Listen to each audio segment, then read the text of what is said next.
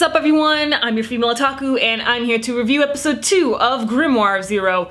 And after last week's episode when, we found out how pretty original this fantasy anime is, since there's so many fantasy anime airing this season, it's very hard for an anime in that genre to stand out. And with the first episode, it proved that Grimoire Zero would be original.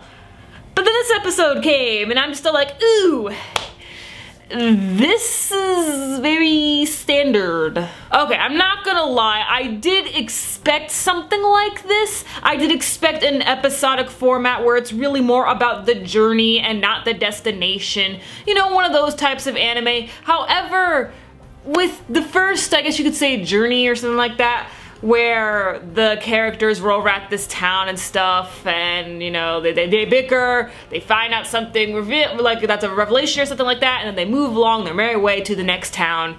That sort of formula, I was just like, oh, I've seen that so many times. But I'm gonna forgive it. This is a short anime confirmed for 12 episodes, so I don't know if there's gonna be a season 2 or a second core, but for right now, this is all we have. So I can stick with this. Maybe it won't be so episodic for long, and if it is, then like I said in the beginning, it's most likely gonna be about the journey and not the destination. But I am not giving this anime the 3-episode test, nor am I dropping it. I'm sticking with it all the way through. Maybe some of the journeys will be a hit or miss. That's happened before. I mean, Samurai Champloo, even though it's not a fantasy anime, it has this sort of formula. Some episodes were quite a hit or miss, since it was heavily about the journey than the destination. And so Grimoire Zero, it looks like it's one of those series where if you don't like that said episode, you can probably skip it, but it's too early to tell. This is only episode 2. But anyway,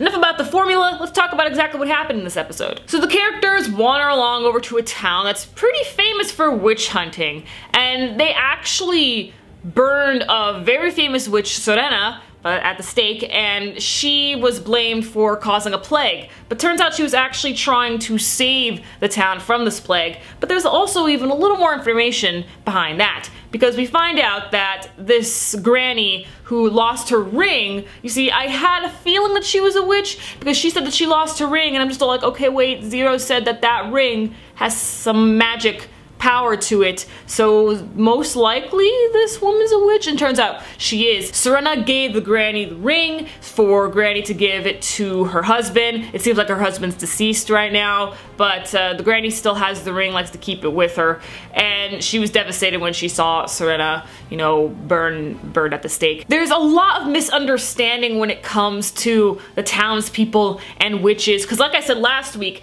the people blame witches for everything, including natural disasters. I mean, sure, the witches will fight back. They're not just gonna stand still. They will fight back and even do some damage of their own, but they're not causing every single disaster. And there's a lot of discrimination going on, especially when they blame the kid for stealing the ring when he just found it, and then they're all like, oh my gosh, this guy's a witch. We gotta search all of you. You're all arrested. That's it. And they wouldn't listen to a word our main character said. So a lot of prejudice and discrimination going on here. So will this be, fixed by the end of the series? Will it get a little better by the end of the series?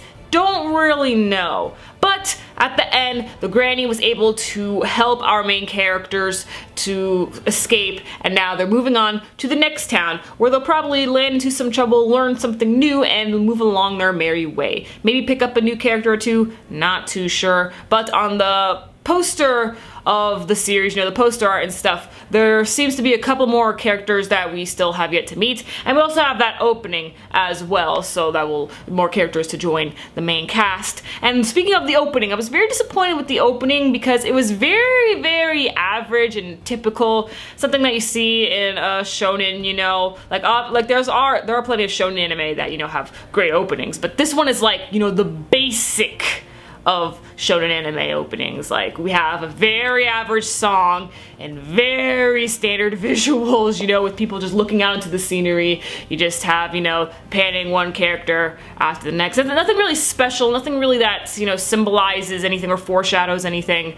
So, well, I'm pretty disappointed when it came to the opening. I was hoping for something more, but I'm still sticking with this anime. I know it's gonna be a little bit of a bumpy ride here and there, but maybe it'll turn out into something great. So are you disappointed in this episode, or do you prefer these types of episodes? And let me know if you're still giving it the 3-episode test, if you're dropping it, if you're sticking with it, and catch me tomorrow as I review Akashic Records and Suga Suga. I'm your female otaku, signing